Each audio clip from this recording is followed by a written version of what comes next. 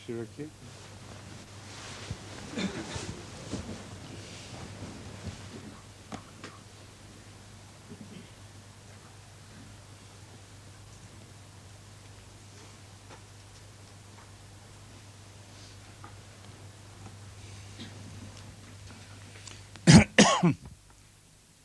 आज हमने 7वीं आयत सूरह अल-मुल्क की शुरू करनी।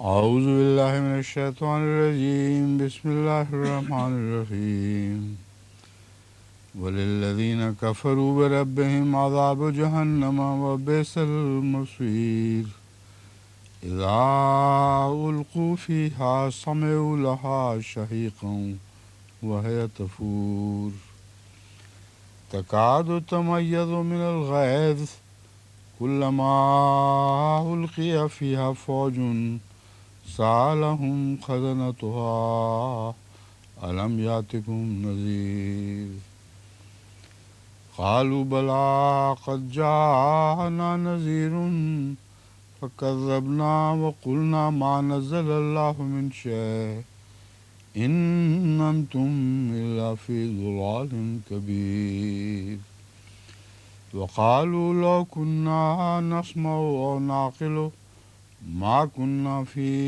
अस्हाबिस सईर फ़अतरफ़ू बिज़ंबिहिम फ़सुहक़न लिअस्हाबिस सईर इन्नल्लज़ीना यख़शौना रब्बहुम बिल-ग़ैबि लहुम मग़फ़िरतुन व अज्रुन कबीर वअस्सिर्रू क़ौलकुम अव इजहरू बिही इन्नहु अलीमुम बिज़ातिस सुदूर अला यअलमु मन ख़लक़ व हुवल लतीफ़ुल ख़बीर हुवल्लज़ी जअल लकुमुल अर्ज़ ज़लूलन फ़म्शू फ़ी मनाकिबिहा व कुलू मिन रिज़्क़िही व इलैहिन नुशूर आमिनतुम मन फ़िस्समाइ यख़सिफ़ बिकुमुल अर्ज़ फ़इज़ा हिय तमूर अम अमिनतुम मन फ़िस्समाइ अन युरसिला अलैकुम हासिबा फ़सतअलमून कैफ़ नज़ीर वलक़द कज़्ज़ब अल्लज़ीन मिन क़ब्लिहिम फ़कैफ़ कान नकीर अवलम यरौ इलत-तैरि फ़ौक़हुम सॉफ़ातिन व यक़बिज़न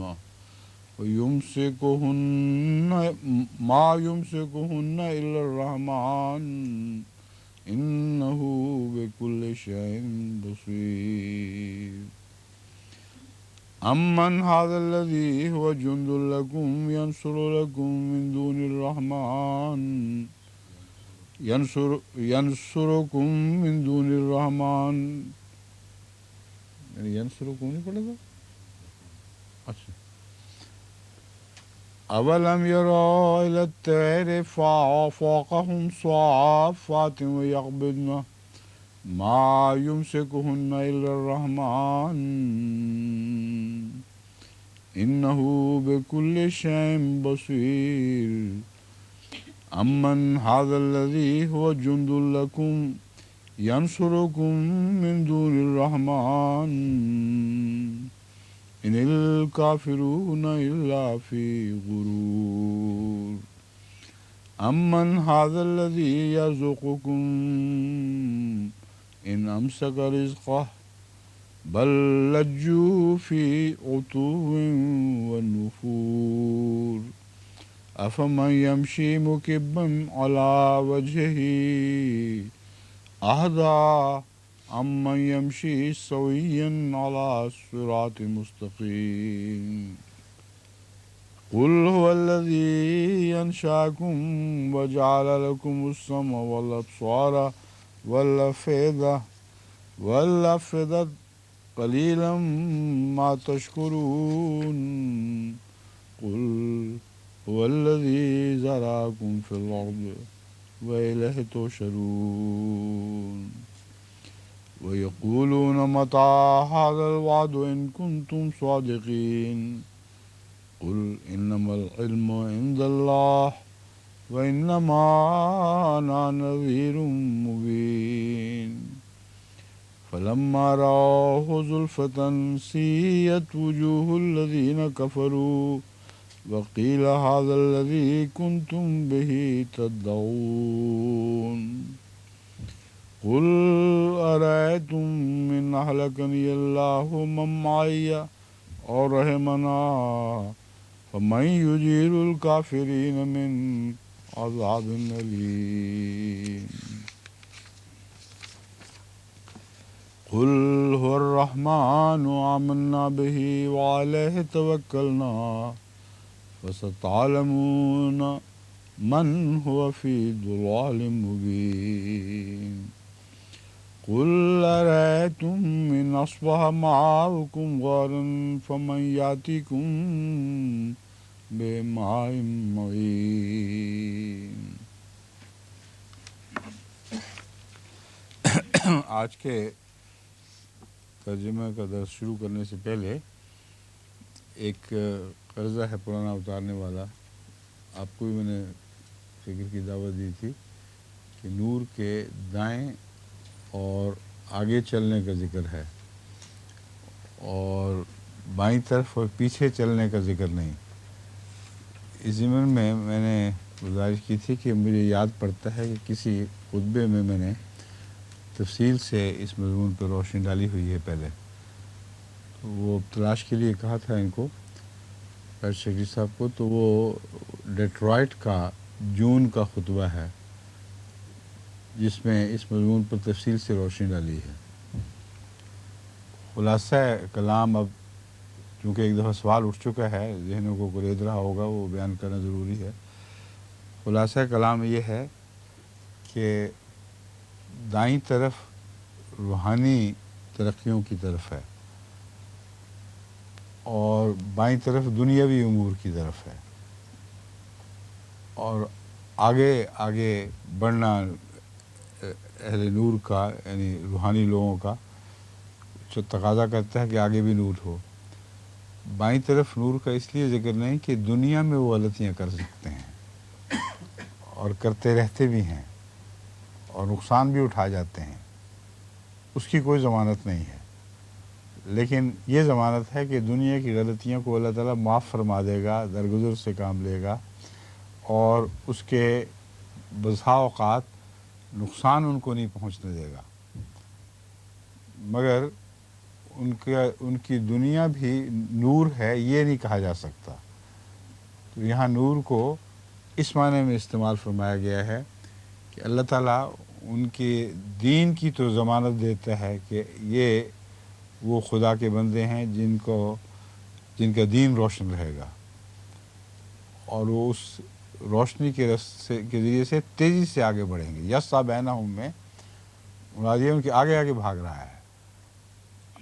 دوسرا پہلو اس میں یہ بیان ہو گیا ہے کہ آگے آگے تیز بھاگتا ہو تو چھوڑ کے تو نہیں جا سکتا، ان کو لازم ہے کہ پیچھے آنے والے بھی اسی تیزی سے بھاگ رہے ہیں، اور جب دائیں طرف ان کے نور ساتھ ساتھ تیزی سے بڑھ رہا ہے تو اگر وہ آگے نکل جاتا تو دائیں طرف کیسے رہ گیا. تو آگے بھاگنا اور دائیں طرف بھاگنے نے اس بات کی ضمانت دے دی کہ وہ بے انتہا تیز رفتار ہیں اللہ تعالیٰ کے رستوں پر چلنے والے، اور جتنی بھی ان کی رفتار کی تیزی ہے ان کا نور ساتھ ہی رہتا ہے، ان سے کبھی بھی وہ بے وفائی نہیں کرتا، یعنی نور نہیں بے وفائی کرتا. دوسرے معنوں میں وہ اس نور سے بے وفائی نہیں کرتے. تو یہ مضمون تھا جس کی طرف میں نے اشارہ کیا تھا کہ میں انشاءاللہ آئندہ کسی مجلس میں اس کو بیان کروں گا. یہ ہو گیا نا، یہی بیان ہوا تھا نا اس میں. ہاں ٹھیک ہے. اب اس آیت کا ترجمہ شروع کرتے ہیں. وَلِلَّذِينَ كَفَرُوا بِرَبِّهِمْ عَذَابُ جَهَنَّمَ، اور جن لوگوں نے کفر کیا بربہم اپنے رب کا، عذاب جہنم ان کے لیے کفر ہے، للذین میں ان لوگوں کے لیے جنہوں نے کفر کیا اپنے رب کا، جہنم کا عذاب ہے، وہ بئس المصیر، اور وہ بہت برا لوٹنے کا آخری مقام ہے۔ اذا القوا فیہا سمعوا لہا شہیقا وہی تفور، جب وہ اس میں جھونکے جائیں گے وہ اس کی ایک چیخنے کی سی آواز سنیں گے۔ شہیقاً ایک آواز، اور شہیقاً کو چیخنے جیسی آواز کہتے ہیں، چیخ نہیں بلکہ چیخ جیسی آواز ہوگی، ایک چیخنے کی سی آواز سنیں گے اور وہ جوش مار رہی ہوگی۔ تکاد تمیز من الغیظ، قریب ہے کہ وہ غیظ سے پھٹ جائے۔ کلما القی فیہا فوج، جب بھی اس میں کوئی گروہ جھونکا جائے گا۔ فوج کا ترجمہ جماعت کیا جاتا ہے عموماً، لیکن فوج میں اور بھی کئی مفاہیم داخل ہیں۔ ایک تو جیسا کہ یدخلون فی دین اللہ افواجا میں مذکور ہے، یعنی لشکر بھی مراد ہوتے ہیں فوج سے واضح طور پر، قطعی طور پر۔ اور جب لشکر کہیں گے تو پھر بڑی جماعت ہونی چاہیے لشکر کی، 10 آدمیوں کا لشکر تو نہیں ہوا کرتا۔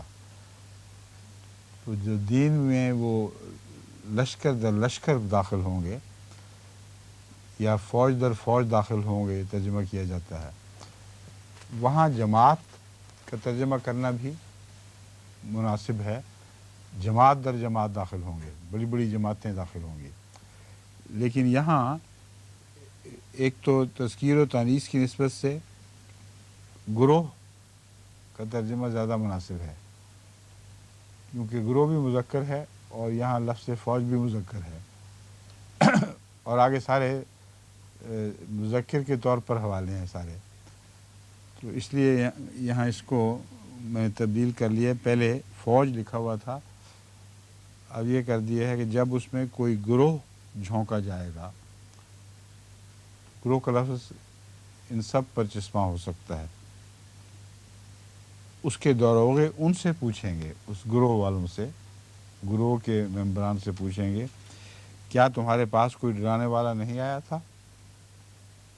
الم یاتکم نذیر، قالو بلا، وہ کہیں گے کیوں نہیں، قد جاءنا نذیر، ہمارے پاس ڈرانے والا ضرور آیا تھا۔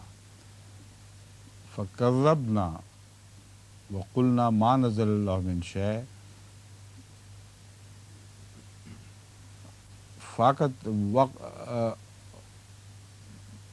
ترجمہ ہم نے مگر کر دیا ہے،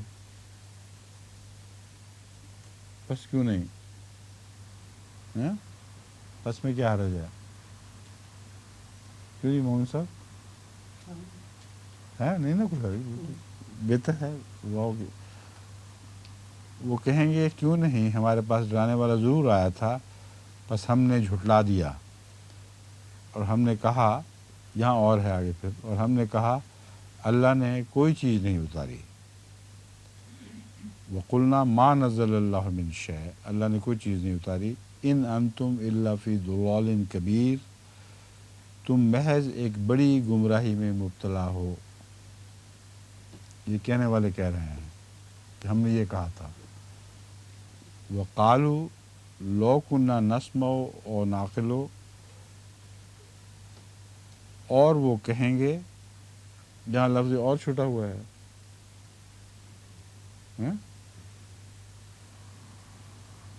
تسلسل کے لحاظ سے بھی اور ویسے بھی لکھا بھی ہوا، اور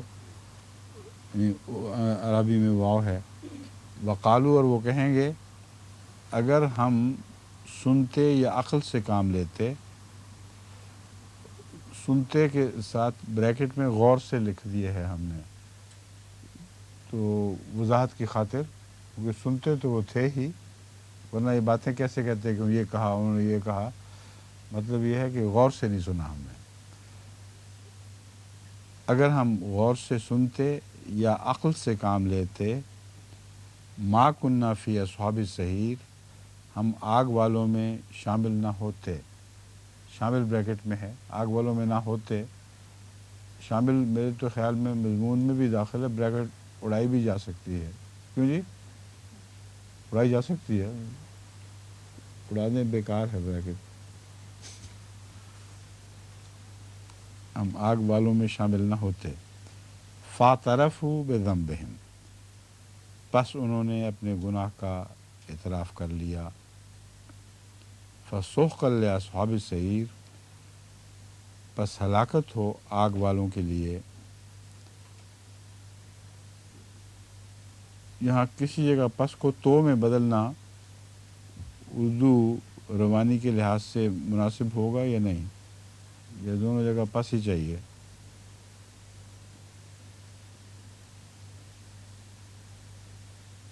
جہاں بھی تو میں بدلیں گے مشکل پیش آئے گی میرے خیال میں۔ وہ کہیں گے اگر ہم غور سے سنتے یا عقل سے کام لیتے تو ہم آگ والوں میں شامل نہ ہوتے، پس انہوں نے اپنے گناہوں کا اعتراف کر لیا۔ دیکھیں پس بالکل واضح ہے، تو ہلاکت ہو یہاں اچھا نہیں لگ رہا، پس کی تکرار میرے خیال مجبوری ہے، کر لینی چاہیے یہاں۔ مون صاحب آپ کے ہونٹ ہل رہے ہیں، کوئی ترکیب آ رہی ہے آپ کو اس پہ؟ سو کر لیں، ہیں سو سنوں نے، ہاں سو کا لفظ اچھا لگ رہا ہے یہاں، پس کا مطلب سو بھی ہے نا، ٹھیک ہے۔ پس انہوں نے اپنے گناہوں کا اعتراف کر لیا، سو ہلاکت ہو آگ والوں کے لیے۔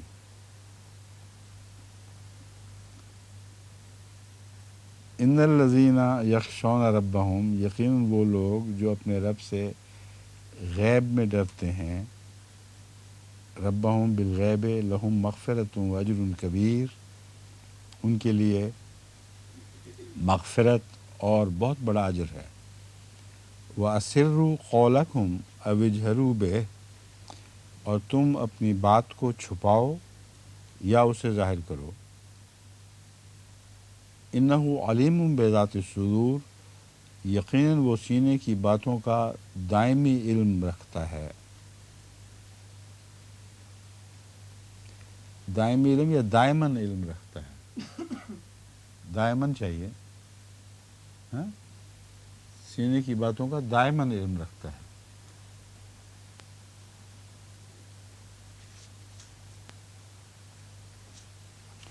یا وہ دائماً سینے کی باتوں کا علم رکھتا ہے، ان کے ساتھ اگر لگانا تو وہ بھی ٹھیک ہے، دائماً علم رکھتا ہے۔ الا یعلم من خلق وهو اللطیف الخبیر، کیا وہ جس نے پیدا کیا نہیں جانتا، جبکہ وہ باریک در باریک باتوں پر نظر رکھنے والا اور باخبر ہے۔ الا کا ترجمہ دو طرح سے ممکن تھا، خبردار کے معنوں میں بھی۔ الا یعلم من خلق، جانتا ہے جس نے پیدا کیا ہے، اور ایک ہے کیا نہیں اعلیٰ۔ تو میں نے دیکھا حضرت مسلم عبد کا ترجمہ اور میر صاحب کا، تو ان دونوں نے یہ نفی کے ترجمے کو کسی مسلک سے زیادہ پسند کیا ہے، اس لیے میں نے بھی اس کے ساتھ ہی نفی میں کر دیا ہے، مگر میرے نزدیک اس میں ایک الگ زور ہے۔ خبردار، وہ جانتا ہے جس نے پیدا کیا ہے۔ بس اگر کوئی یہ ترجمہ کرنا چاہے تو یہ بالکل جائز ہے اور ہو سکتا ہے۔ ہیں کیا؟ ہاں ہاں پیچھے گزر گئی ہے، وہ بات دوبارہ کرنا چاہتے ہیں جی ہاں فرمائیں۔ 11 نمبر آیت میں ما کننا اتنا فی پیچھے گزر چکی ہے سب نہیں بولے آپ۔ ما کننا فی اصحاب اس کا السعیر، مطلب یہ ہے کہ باقی جو آیتیں گزری ہیں اس میں آپ کا دماغ وہیں اٹکا ہوا تھا نہیں 11 پہ۔ سنتا رہا ہوں، اچھا اچھا میں اس میں رکو ختم ہو پھر ہاں ہاں بتاؤں گا۔ بتائیں۔ تو فی اصحاب السعیر میں شامل کو اگر اڑا دیں تو پھر فکرہ بنتا ہے۔ فکرہ تو بنتا ہی ہے، کیا فکرہ بنے گا پھر؟ ما کننا فی اصحاب السعیر، ہم آگ والوں میں نہ ہوتے۔ आग वालों में ना होते, उर्दू रवानी के लिहाज से इतना अच्छा नहीं लग रहा। आग वालों में शुमार ना होते, आग वालों में दाखिल ना होते,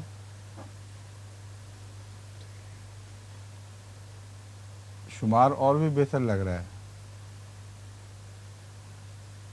ये शामिल भी हो सकता है, वो ठीक है, मेरा ख्याल है रहने दें इसको। जज़ाकल्लाह।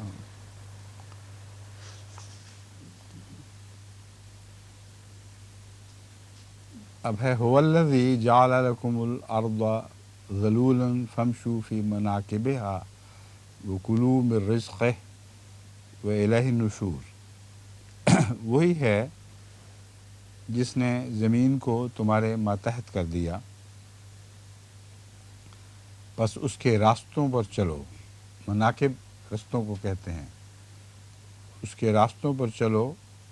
वो कुलू मिन रिज़्क़िही, और उसके रिज़्क़ में से खाओ। यहाँ ही की ज़मीर ज़मीन की तरफ नहीं है बल्कि अल्लाह की तरफ है। इस चीज़ को हमने यहाँ लफ्ज़ों में वाज़ेह नहीं किया हुआ, मगर अगली आयत चूँकि खोल रही है बात को, व इलैहि नुशूर, और उसी की तरफ उठाया जाना है, तो इसलिए पहली ज़मीर तबन और कुदरती तौर पर अल्लाह की तरफ जाएगी। मगर वो धोखा लग भी सकता है, ज़मीन के रिज़्क़ में से खाओ, क्योंकि ज़मीन रिज़्क़ उगाती है। तो इसकी वजाहत की खातिर कोई ब्रैकेट इस्तेमाल कर ली जाए तो क्या की जाए?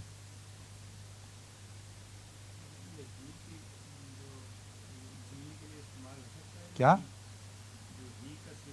नहीं, नहीं हो सकता ना, वो तो मैं बता रहा हूँ कि नहीं हो सकता। इसलिए हमें अरबी में तो तसल्ली है, अरबी में तो कोई भी इबहाम नहीं। और उर्दू वाला जब उसको लफ्ज़ को पढ़ेगा तो उस ना मुअन्नस है ना मुज़क्कर है, इसलिए उसका ज़हन इधर मुंतकिल हो सकता है कि अभी ज़मीन की बातें हो रही थी और रिज़्क़ को भी वो ज़मीन से ही उगता हुआ देखता है, तो उसका दिमाग इस तरफ मुंतकिल हो सकता है कि उसकी ज़मीन की तरफ जा रही है। एक अरब का दिमाग नहीं जा सकता इस तरफ, ये उर्दू दान का जा सकता है। इसलिए अगर उस यानी खुदा या अल्लाह या इस किस्म का लफ्ज़ अगर ब्रैकेट में रख दिया जाए तो हर्ज भी नहीं। फिर क्यों क्या रखेंगे? उस अल्लाह तो ठीक नहीं ना, उस यानी अल्लाह के उस यानी अल्लाह के रिज़्क़ में से खाओ। है?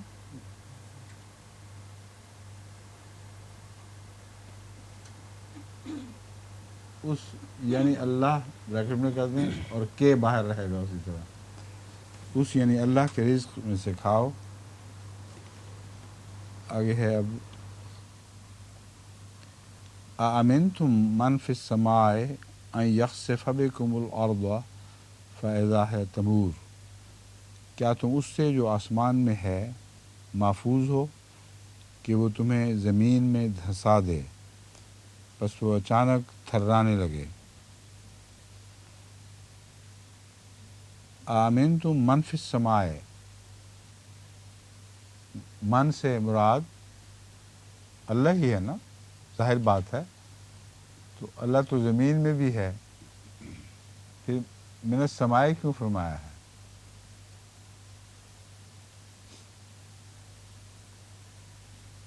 आमिनतुम मन फिस समाए अन यख्सिफ़ बिकुमुल अर्द फ़इज़ा हिय तमूर।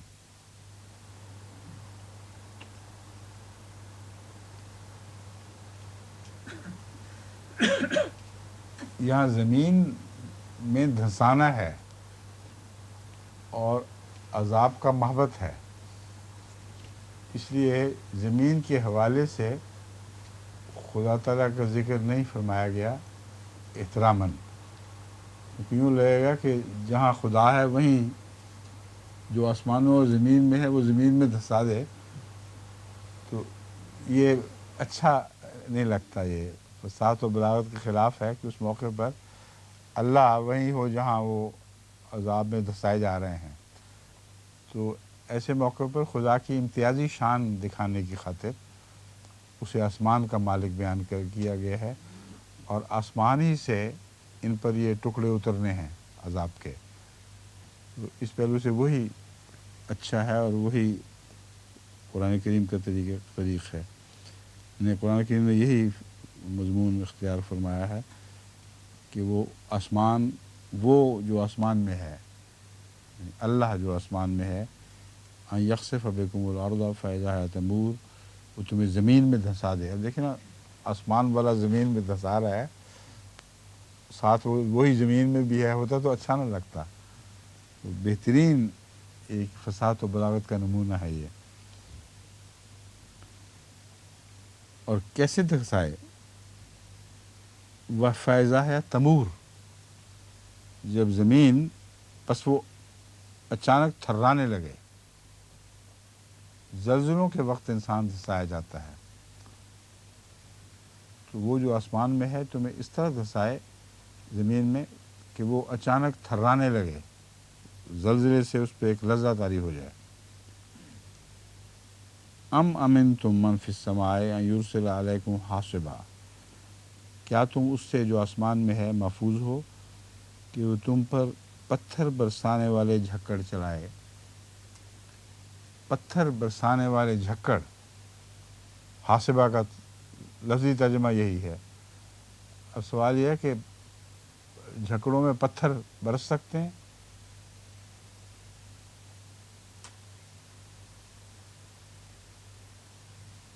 کیوں جی ڈاکٹر صاحب؟ لاوا جب بنتا ہے تو اس میں پتھر ہوتے ہیں، لیکن جھکڑ برستے پتھر برستے ہوں جھکڑوں میں، جھکڑ میں، اس کی وہ برس سکتے ہیں عملاً. ایک تو یہ کہ زلزلے کے وقت بعض، جیسے کہ آپ نے لاوا کہا ہے، لاوا ضروری نہیں، زمین جب پھٹ رہی ہوتی ہے اوپری جگہ سے تو اس کے پتھر وہ جھکڑ کی صورت میں لوگوں پر اوپر سے برسا بھی کرتے ہیں. کئی ایسے پتھروں سے غرق ہو گئے، پتھروں کے نیچے وہ بستیاں دب گئیں.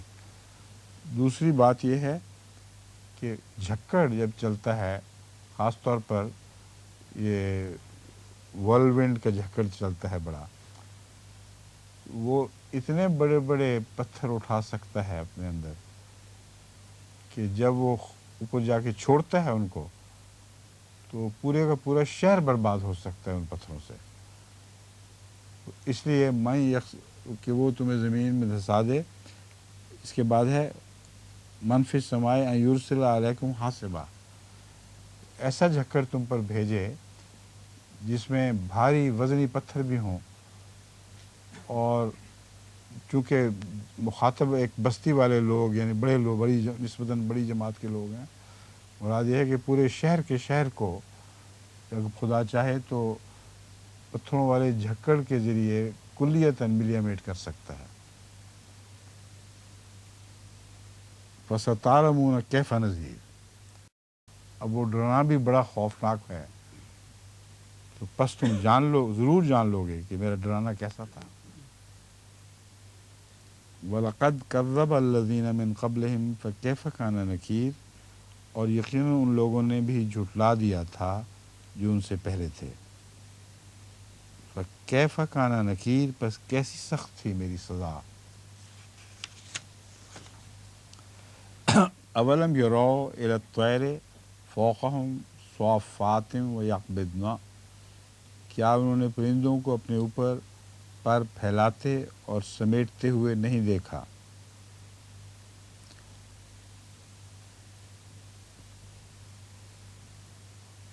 رحمان کے سوا کوئی نہیں جو انہیں روکے رکھے. ما یمسکہن الا الرحمن، انہیں کوئی نہیں روکتا یا رحمان مگر رحمان. ایک یہ طرز ترجمے کی ممکن ہے. دوسری ہے رحمان کے سوا کوئی نہیں جو انہیں روکے رکھے. آپ کو کون سی زیادہ ترجمے کی طرف زیادہ پسند آتی ہے؟ ما یمسکہن، کوئی نہیں انہیں روکے رکھتا مگر رحمان.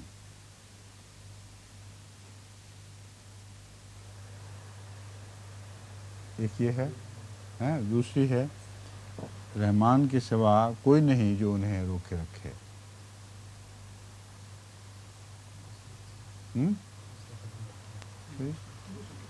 دوسری زیادہ بہتر لگ رہی ہے کہ ان کے ہوا میں معلق رہنا یہ خدا کی رحمانیت کی ایک شان ہے.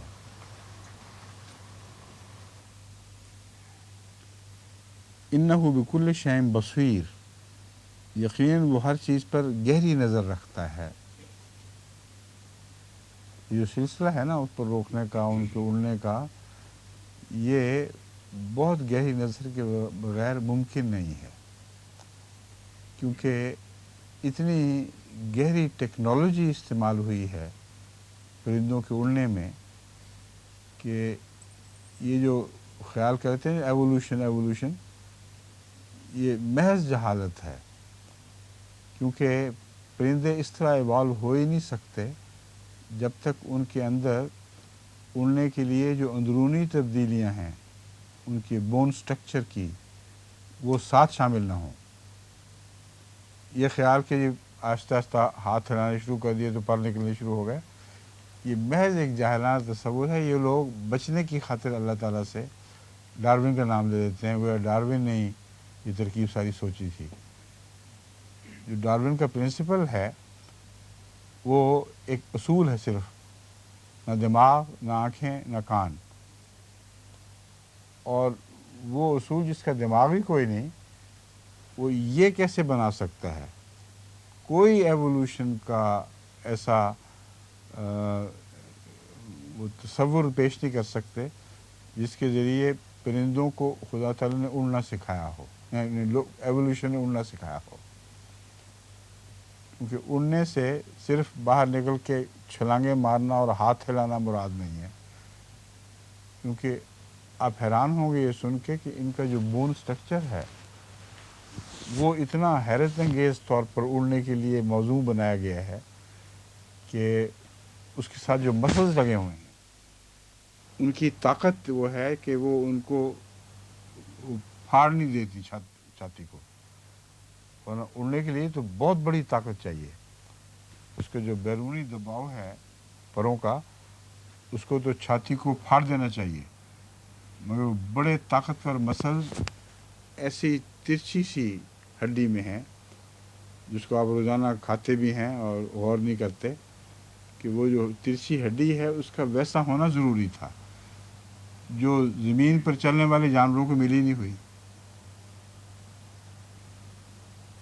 اب وہ زمین پر جو چلنے والے جانور ہیں جب تک ان کے اندر وہ ترچھی ہڈی ترچھی ہونی نہ شروع ہو اس تک یہ اڑ سکتے نہیں تھے، اور اس کے ترچھے ہونے کے لیے 1,000,000 سال درکار تھے اگر زور کی وجہ سے وہ ترچھی ہوئی ہوتی، اور اڑتے تھے نہیں اور خالی ہاتھ ہلائی جاتے تھے. یہ کون سی تک ہوئی؟ اور مسلسل ہلاتے چلے گئے اور اندر وہ ہڈیاں ترچھی ہوتی چلی گئیں. ہڈیوں کا ترچھا ہونا جینیٹک اصولوں پر ہو سکتا ہے.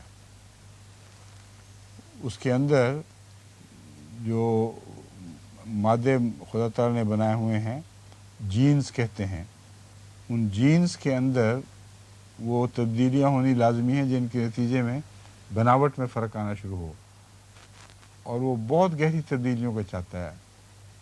پھر ہڈیاں کھوکھلی ہیں پرندوں کی. اب دیکھیں نا کبھی تازہ چوزا بولا وہ کھا کے دیکھیں، اس کی ہڈی توڑیں تو اندر سے کھوکھلی ہے اور رس سا ہے اس میں. جو دوسرے جانور ہیں ان کی ہڈیاں کھوکھلی نہیں ہیں، مسلسل جڑا ہوا مواد ملتا ہے اس میں. تو ہڈیوں کا کھوکھلا ہونا، پروں کی بناوٹ کے فرق، لمبے پر اور چھوٹے پر جو اور مقصد اپنا انجام دیتے ہیں. پھر دم پیچھے سے بنانا جو رڈر کا کام دے رہی ہو. بے انتہا ایسی چیزیں ہیں جو اس تخلیق میں شامل ہیں. اس لیے یہ فرمایا ان کو رحمان نے روکا ہوا ہے. رحمان کا وہ معنی یہاں پیش نظر رہنا چاہیے کہ بن مانگے دیتا ہے،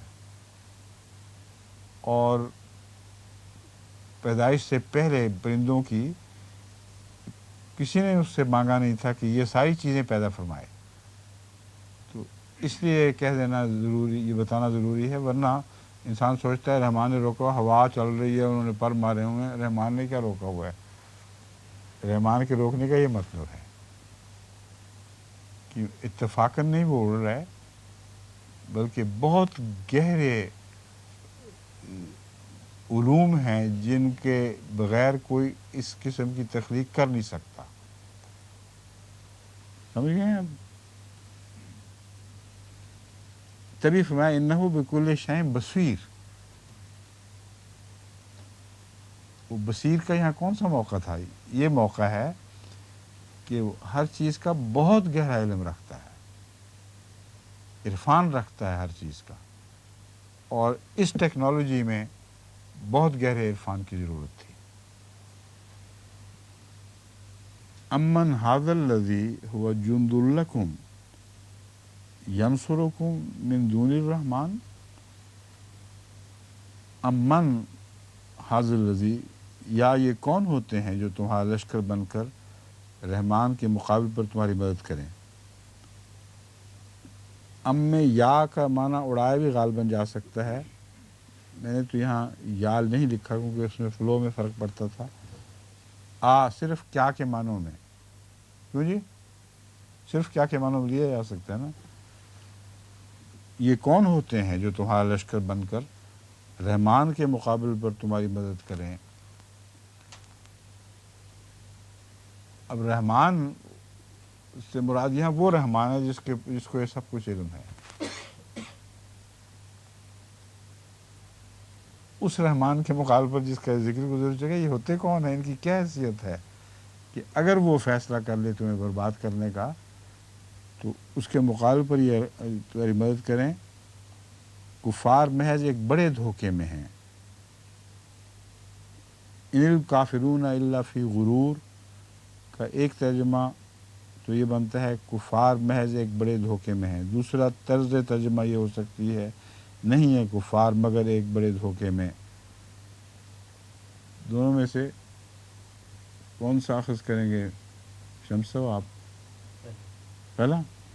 کیوں جی آپ ٹھیک ہے نا، تو پہلے ہی رکھا ہوا احتیاطاً میں نے رکھ دیا تھا کہ اگر شمس صاحب کو خیال آ جائے تو دوسرا بھی پیش کیا جا سکتا ہو. دونوں جائز ہیں مگر اردو محاورے کے فلو کے لحاظ سے، ان کی روانی کے لحاظ سے پہلا بہتر ہے. کفار محض ایک بڑے دھوکے میں ہیں. امن ھذا الذی یرزقکم ان امسک رزقہ بل لجوا فی عتو و نفور. یہ ہیں کون، ہیں کیا چیز؟ امن ھذا الذی، یہاں لفظ سے یا لکھا ہوا تھا، پہلے کے بعد یہاں یا رکھنا زور کے لیے ضروری ہے یا چھوڑا بھی جا سکتا ہے جیسے پہلے چھوڑ دیا گیا ہے. کیوں جناب؟ علماء کرام مشورہ. ڈاکٹر صاحب ناک پہ ہاتھ لگا کر تو بولنے والے تھے، جب میں نے علماء کرام کہہ دیا تو چپ کر گئے. آپ بھی علماء کے زمرے میں آ رہے ہیں. صرف اتنی سی بات پوچھی ہے کہ پہلے میں ہم نے یہ کون ہوتے ہیں کا ترجمہ کیا ہے. صرف سوالیہ استفہامیہ ہے، اور یہاں استفہامیہ کے سوا ایک یا کے معنی بھی دے سکتا ہے. یا کون ہوتے ہیں یہ لوگ ہیں. تو یہاں میں نے یا لکھا ہوا تھا، آپ کے خیال میں یہ رہے یا پہلے ایک طرح سے کو اختیار کیا جائے؟ ترجمہ یوں بنایا ہوا میں نے، یا یہ ہیں کیا چیز جو تمہیں رزق دیں اگر وہ اپنا رزق روک لے. بلکہ وہ تو سرکشی اور نفرت میں بڑھتے چلے جاتے ہیں. یہ ٹھیک ہے؟ رہنے دیجیے یہاں. افمن یمشی مکبن علی وجہہ اہدی امن یمشی سویا علی صراط مستقیم.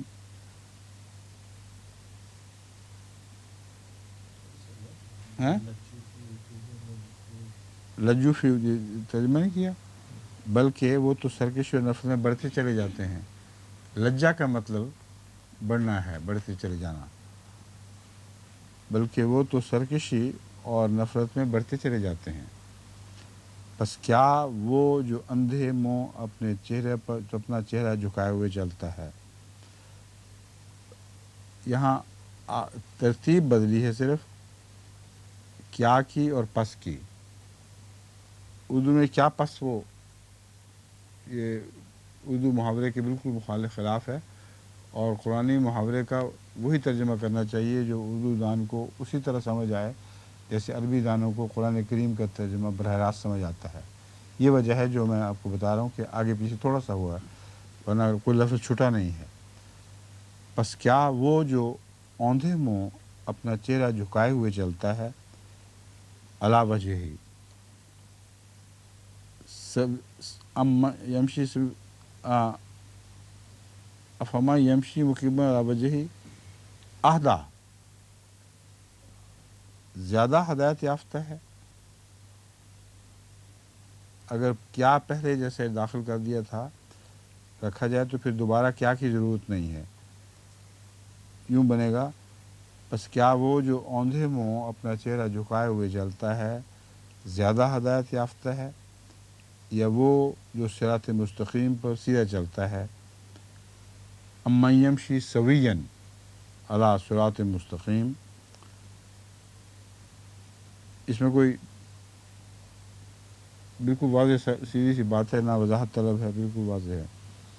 قل هو الذی انشأکم وجعل لکم السمع والابصار والافئدہ قلیلا ما تشکرون. کہہ دے کہ وہی ہے جس نے تمہیں پیدا کیا اور تمہارے لیے کان اور آنکھیں اور دل بنائے، بہت کم ہے جو تم شکر کرتے ہو. ٹھیک ہے؟ اس بارے میں پہلے بھی بارہا گزارش کر چکا ہوں. یہ بھی قرآن کریم کا ایک اعجاز ہے کہ کان کو پہلے رکھتا ہے اور آنکھوں کو بعد میں رکھتا ہے. حالانکہ جو پہلے آیات کا مضمون گزرا ہے اس میں دیکھنا، سر جھکائے ہوئے، سر اٹھائے ہوئے، اس میں دیکھنے کا مضمون غالب دکھائی دے رہا ہے. اور ایک کیجول بات کرنے والا، بغیر کسی گہری فراست کی بات کرنے والا کہہ سکتا ہے کہ آنکھیں پہلے رکھ دیں یہاں اس موقع پر، کیونکہ آنکھوں کا ذکر پہلے گزرا ہے. لیکن جو زیادہ گہری فراست رکھتا ہے وہ جانتا ہے، یعنی اللہ جانتا ہے جس نے یہ آیات نازل فرمائیں، کہ بچے کی تشکیل اس طرح ہوئی ہے علم ماضر میں کہ آنکھیں پہلے نہیں بنائی گئیں، کان پہلے بنائے گئے ہیں. اور کان سنوائی کے معنوں میں، یعنی بچہ جب بالکل ابھی پوری طرح انڈیپینڈنٹ زندگی کے قابل نہیں بھی تھا تب بھی وہ باہر کی آوازوں کو سنتا تھا اور اس پہ رد عمل دکھاتا تھا. تو وہ جو دھڑک سی پیدا ہوتی ہے آواز سے، اس کے لیے کانوں کی پوری ساخت ضروری نہیں ہے. وہ براہ راست جسم کو متحرک کر دیتی ہے اور اس کو شنوائی کا احساس پیدا ہوتا ہے.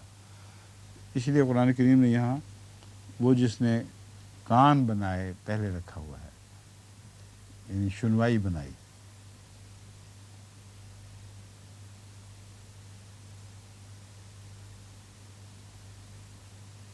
هو الذی انشأکم وجعل لکم السمع والابصار والافئدہ. اور افئدہ سم اور ابصار کی مجموعی معلومات کے نتیجے میں پیدا ہوتی ہے. افئدہ وہ آخری فراست ہے انسان کی جس کا مرکز زیادہ گہرے علم رکھنے والوں کے نزدیک دل ہے، اور قرآن کریم نے بھی دل ہی کو اس کا مرکز قرار دیا ہے، کیونکہ سارا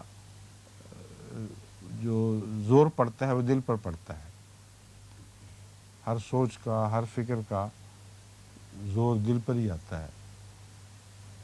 دماغ میں اگر کوئی مرکز ہے تو محسوس یہاں نہیں ہوتی، ہر چوٹ دل پہ لگتی ہے۔ جب صدمے کی بات سنتے ہیں تو آپ ہائے میرا دل کیا کہ اس کو پکڑتے ہیں، اور نقصان بھی دل ہی کو پہنچ رہا ہوتا ہے، دماغ کو براہ راست کوئی نقصان نہیں پہنچتا ہے تو اندرونی طور پر وہ پہنچ رہا ہے، مگر کوئی دماغ کو نہیں تھامتا، اس وقت صرف دل کو تھامتا ہے۔ تو یہ لمبا مضمون ہے، مگر اس میں کوئی شک نہیں کہ دل ایک مرکز ہے جہاں آخری سوچ خواہ وہ دماغ میں ہی پیدا ہو رہی ہو، جنم دل سے لے رہی ہوتی ہے، اور تبھی دل کالا ہوتا ہے، دل سفید ہوتا ہے، دل بدلتا ہے۔ تمام دنیا کے محاوروں میں دل ہی کو بیان کیا گیا ہے کہ دل کسی پر آ گیا، کسی پہ نہیں آیا، نفرت ہو گئی، غیظ سے پھٹ گیا، سب کچھ دل میں ہوتا ہے۔ اس لیے افئدہ سے مراد معنوی طور پر دل ہے، نہ کہ ظاہری لوتھڑا۔ اور یہ افئدہ سمع اور ابصار کا آخری نقطہ ہے۔ یہ دو چیزیں جو پیغام رسانی اندر کرتی ہیں، اس کے نتیجے میں یہ چیز پیدا ہوتی ہے، بصارت جو دل سے تعلق رکھنے والی ہے۔ قلیلا ما تشکرون، تھوڑا ہے، بہت کم ہے جو تم شکر کرتے ہو۔ قل هو الذی ذرأکم فی الارض والیہ تحشرون، کہہ دے کہ وہی ہے جس نے زمین میں تمہاری تخم ریزی کی اور اسی کی طرف تم اکٹھے کیے جاؤ گے۔ ذرأکم تمہاری افزائش کی، جو کئی ترجمے تمہیں پھیلا دیا، مگر میرے نزدیک لفظاً جو معنی ہے وہ اس کے مضمون کو زیادہ وضاحت سے بیان کر رہا ہے۔ کہہ دے وہی جس نے زمین میں تمہاری تخم ریزی کی۔ پورا نقشہ زندگی کی پیدائش کا تخم ریزی کے ذریعے ہی ظاہر ہوتا ہے۔ وَيَقُولُونَ مَتَىٰ هَٰذَا الْوَعْدُ إِن كُنتُمْ صَادِقِينَ، اور وہ پوچھتے ہیں یہ وعدہ کب ہوگا اگر تم سچے ہو۔ وعدہ تو ہو چکا ہے، بریکٹ میں پورا لکھ دیا ہے، مراد یہاں یہ وعدہ پورا کب ہوگا اگر تم سچے ہو۔ قُلْ إِنَّمَا الْعِلْمُ عِندَ اللہِ، تو کہہ دے کہ کامل علم تو اللہ کے پاس ہے۔ وَإِنَّمَا أَنَا نَذِيرٌ مُبِينٌ، اور میں تو محض کھلا کھلا ڈرانے والا ہوں۔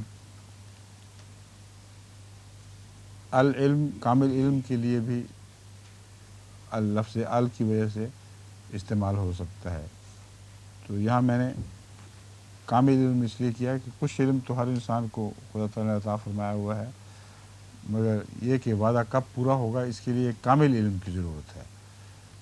بس تو کہہ دے کہ کامل علم تو اللہ کے پاس ہے اور میں تو محض کھلا کھلا ڈرانے والا ہوں۔ فلما رأوہ زلفۃ سیئت وجوہ الذین کفروا، بس جب وہ اسے نزدیک دیکھیں گے تو وہ لوگ جنہوں نے انکار کیا ان کے چہرے بگڑ جائیں گے۔ یعنی وعدہ پوچھتے ہیں نا کب ہوگا، باتوں تو بڑی بڑی کرتے ہیں کہ ہو جلدی پورا، لیکن جب وہ ہونے والا ہوگا، جب ہو رہا ہوگا، اس وقت ان کے پھر چہرے بگڑ جائیں گے۔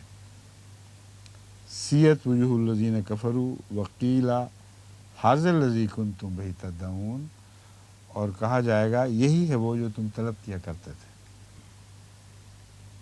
قل ارأیتم ان اہلکنی اللہ ومن معی او رحمنا فمن یجیر الکافرین من عذاب علیم، تو کہہ دے بتلاؤ تو صحیح کہ اگر اللہ مجھے ہلاک کر دے اور اسے بھی جو میرے ساتھ ہے، یا ہم پر رحم فرمائے۔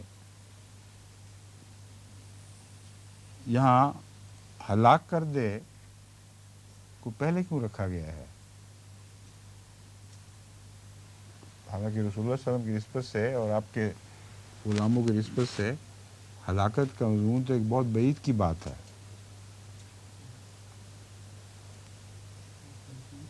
ہیں مخالفین کی تمنا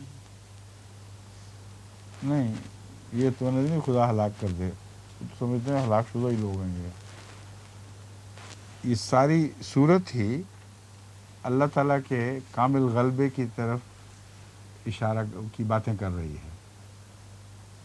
آسمان سے نازل ہو، اور وہ اتنا عظیم الشان اور اتنا مستغنی ہے کہ اگر جو کچھ بھی زمین ہے سب کو ہلاک کرنا چاہے تو کوئی نہیں جو اس کو پوچھ سکے. لیکن جن بندوں پر رحم فرمانے کا وعدہ کرے وہاں اس کی رحمانیت دوسرا جلوہ دکھاتی ہے. اس لیے اپنی بڑائی اپنے اور اپنے گروہ کی عظمت بیان کرنا مقصود نہیں ہے. رسول اللہ علیہ وسلم کا بیان مسلسل ان آیات کی روشنی میں اللہ کی عظمت کو بیان کرنے والا ہونا چاہیے تھا، اور یہی ہے. اس لیے یہ عجز کا ایک عجیب مقام دکھایا گیا ہے. بتاؤ تو صحیح کہ اگر مجھے اللہ ہلاک کر دے، جس طرح پہلے ہے کوئی مدد نہیں کر سکتا کسی کی، میری بھی یا میرے ساتھیوں کی بھی کون مدد کر سکتا ہے اللہ کے مقابل پر. اور رحمانہ یہاں ہم پر رحم فرمائے، اور جن نیک بندوں کو اللہ ہلاک نہیں کرتا ان پہ رحم فرماتا ہے، یہ فیصلہ کرتا ہے. اس کے متعلق قرآن کریم میں بیانات واضح طور پر موجود ہیں کہ اگر محض لوگوں کو اپنے عمل پر چھوڑ دیا جاتا تو وہ ہلاک ہو جاتے. یہ اللہ کی رحمت ہے جو ان کو روکے رکھتی ہے، صحیح رستے پر چلاتی ہے اور ہلاکتوں سے محفوظ رکھتی ہے.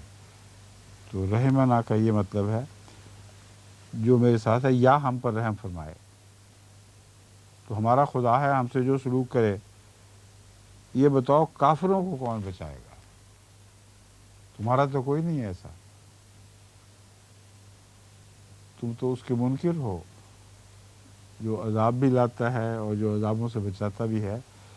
تو یہ طرز بیان واضح طور پر یہ فرما رہی ہے تو بتاؤ صحیح کہ اگر اللہ مجھے ہلاک کر دے اور اسے بھی جو میرے ساتھ ہے یا ہم پر رحم فرمائے تو کافروں کو کون دردناک عذاب سے پناہ دے گا؟ ان کا کوئی نہیں ہے، لا مولا لہم.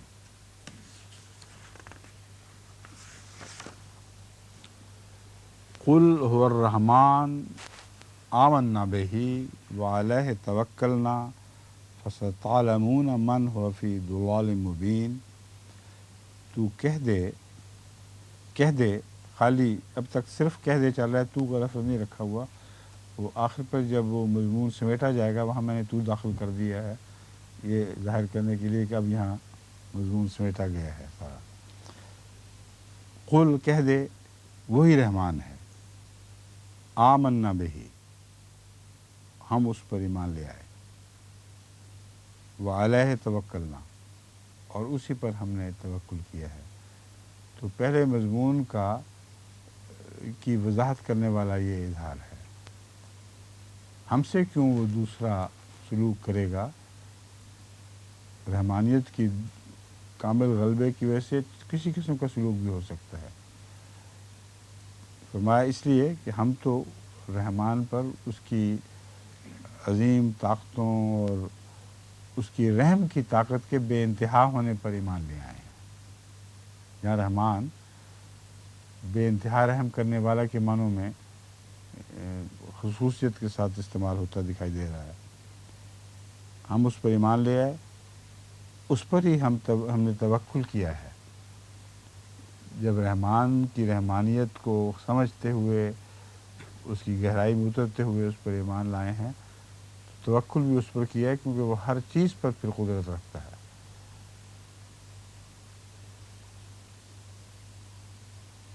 بس تم عنقریب جان لو گے کہ کون ہے جو کھلی کھلی گمراہی میں مبتلا ہے. بس تم عنقریب جان لو گے کہ کون کھلی کھلی گمراہی میں مبتلا ہے. یا عنقریب سے کیا مراد ہے؟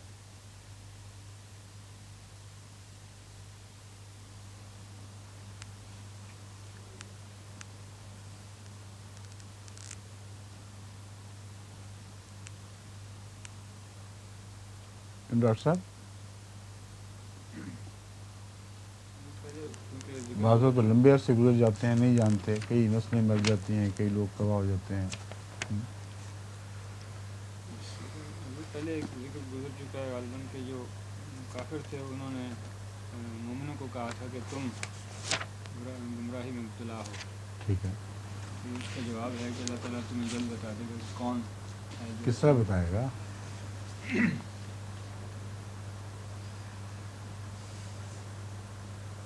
खुदा ताला की तरफ से खा पत्थर बरसें या अज़ाब की कोई सूरतें भी हों, हमेशा काफिर घटते हैं और मोमिन बढ़ते चले जाते हैं। इस मज़मून को वो इतराफ़ करें या ना करें, दिखाई उनको देता है। इसीलिए कुरान करीम ने दूसरी जगह फरमाया है उनकी ज़मीन घट रही है, वो गालिब कैसे आ जाएंगे? तो इसके लिए उनको मरने का इंतज़ार करने की ज़रूरत नहीं। अनक़रीब में हर लम्हा जब ये लड़ाई हो रही है काफिर और मोमिन की, इनका आपस का जहाद हो रहा है, एक भी लम्हा ऐसा नहीं आता कि मोमिन की ज़मीन तंग हो रही हो और काफिर की ज़मीन बढ़ रही हो। तो इससे ज़्यादा अनक़रीब और क्या हो सकता है? एक जारी मज़मून है जो इसी तरह चलता चला जाएगा। मरने के बाद तो फिर बिल्कुल वज़ाहत हो जाएगी और इसी दुनिया में भी कामिल गलबा भी अल्लाह ताला ने वादा फरमाया रसूलुल्लाह सल्लल्लाहु अलैहि वसल्लम से। मगर यहाँ मेरे नज़दीक अनक़रीब से मुराद एक मुसलसल होने वाला वाक़या है जिसके नतीजे में जो अहले इल्म हैं उनको पता लग जाना चाहिए, यानी जो ज़रा भी गौर की ताकत रखते हों या इंसाफ रखते हों उनको पता लग जाना चाहिए। और ये वो मज़मून है जिसके मुताबिक बहुत से लोगों को उस ज़माने में भी इसी बिना पर हदायत मिली और बहुत से लोग हैं जो अब हमारे ज़माने में भी इसी बिना पर हदायत पाते हैं कि अल्लाह के सलूक को हम क्या करें, उसको तो नहीं हम छोड़ सकते। अब हज़रत मिर्ज़ा बशीर अहमद साहब के जो खुसर थे, उनका जो फ़िक्री नज़रिया था वो जमात मुबाइन के हक़ में नहीं था। आखिर वक्त तक वो इस पर कायम रहे हैं। वो कहा करते थे कि मैंने तो गौर किया, मुझे तो वही अंजुमन वाली बात दिखाई देती है। इसीलिए वो अंजुमन का साथ देते देते और भी बहुत से लोगों को बेचारों के लिए वो गुमराही का मूजिब बन गए, वो छोड़ बैठे। लेकिन चूँकि मुत्तकी थे और अंजुमन जो लफ्ज़ है उसको समझ तो उनको यही आती थी कि ये अंजुमन लाहौरी जमात वाली अंजुमन मुराद है, मगर किस बात ने उनको हदायत दी वो यही थी। आखिर पर वो आए और बैत कर ली। तो अपने अक़ीदे के ख़िलाफ़ कैसे बैत की? जब उनसे पूछा गया तो उन्होंने कहा कि मैं खुदा के सलूक का क्या करूं? ये जो अल्लाह की तकदीर है, मदद इनकी कर रहा है जो गलत हों और उनको हर मैदान में ज़क पहुंचा रहा है। तो इस तकदीर इलाही का क्या करूं? मेरे दिमाग की गलती है कोई जिसको मैं पकड़ नहीं सका, मगर अल्लाह की फेली शहादत गवाही दे रही है। तो ये मुराद है अनक़रीब वो जान लेंगे। जिनमें तक़वा होगा उनको तो नज़र आ जाएगा, उनके लिए तो एक बड़ी ताकतवर दलील है कि जिसके हक़ में खुदा है उसी के साथ रहना है हमने। अब ये मौलवियों के साथ जो हमारे गुफ्तगू ज़हर चल रही है, मुबाल से सारे, उनकी मरकज़ी, उनकी शिकस्त की मरकज़ी बात इसी में है कि तकदीर इलाही हमारी मदद कर रही हो, बड़े वो और छलांगे मार रहे हों, ये बिल्कुल लगव और बेहुदा बात है। बस अनकरीब वो जान लेंगे कि कौन हक़ पर है और गुमराही, खुली खुली गुमराही में कौन मुब्तला है। कुल अरअयतुम इन अस्बह माउकुम गौरन फमन यातिकुम बिमाइन मईन। यहाँ इतना इस खूबसूरत अंदाज पे ये बंद किया गया है मज़मून कि माँ से मुराद रूहानी पानी भी है जो आसमान से तुम पर नाजिल हुआ था। वो अगर वो गहराई तक उतर गया है और जहाँ तक तुम्हें पहुँच नहीं है, उतरा तो था लेकिन बाज़ लोगों के दिलों में नीचे उतर के उनकी पहुँच से बाहर निकल गया। जिससे दुनिया में होता है, अरअयतुम इन अस्बह माउकुम, अगर वो तुम्हारा पानी गहराई में उतर जाए तो कौन है जो तुम्हारे पास चश्मों का पानी लाएगा। चश्मे उबलना बंद हो जाते हैं जब पानी नीचे उतर जाया करता है। खुश्क साली जब हो तो आसमान से जो पानी बरसता है वो इतना नीचे चला जाता है कि फिर वो चश्मे उबलने का सवाल ही बाकी नहीं रहता। बस तुम्हारे दिल से नूर के चश्मे नहीं फूटेंगे, अब तुम देखोगे भी फिर भी नहीं दिखाई नहीं देगा, क्योंकि वो जो पानी उतरा था उसकी तुमने हिफाजत नहीं की और वो बहुत दूर तक तुम्हारी पहुंच से बाहर उतर चुका है। ठीक है, हो गया वक्त।